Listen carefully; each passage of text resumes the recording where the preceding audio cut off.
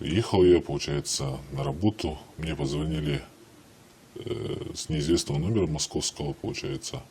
Я взял трубку, мне представили сотрудниками Сбербанка, службы безопасности.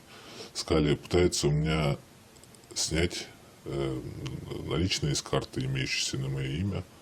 И сказали, чтобы подтвердить информацию, то, что это я, получается, хозяин этой карты, они сказали, что сейчас придет СМС с кодом, и я должен этот код подтвердить и сказать им этот код, не ложа трубку. Это было так достоверно, что подумал, что это и может и вправду пытаются снять, потому что в данный момент таковая сумма у меня имелась на карте, получается. Потом пришла эта СМС, и вот там было написано для входа в Сбербанк онлайн, и код был указан, и написано было никому не сообщайте. Если вы не делали эту регистрацию, позвоните на номер 900. Я сразу подумал, что это неладное, положил трубку, позвонил на 900, и мне сказали, что это, скорее всего, мошенники, потому что Сбербанк таких действий не делает, коды не высылает, она сразу блокирует карты, если на наличие мошеннических действий, если подумать, то сразу блокирует карты, сказали. Если есть подозрение. Да, если подозрение есть такое. А вот звонил тоже. И имя знали уже. Здравствуйте. Так и так. Это служба безопасности Сбербанка.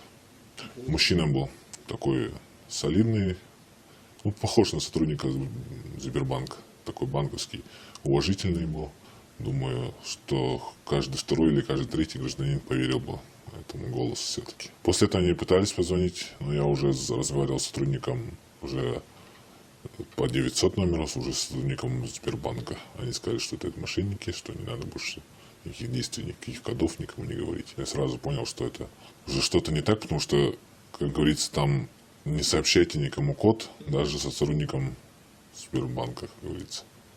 Ни одному сотруднику, потому что это уже что-то неладное получается, если он пытается узнать какой-то код.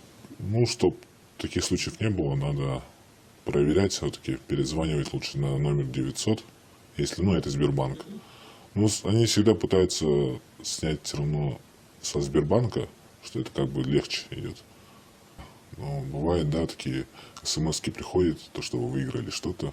Лучше в это не верить, потому что легко так ничего сразу не приходит, если вы даже, как говорится, нигде не участвовали, и так просто нельзя ничего выиграть. Как бы бесплатный сыр в мышеловке, такое бывает, и все.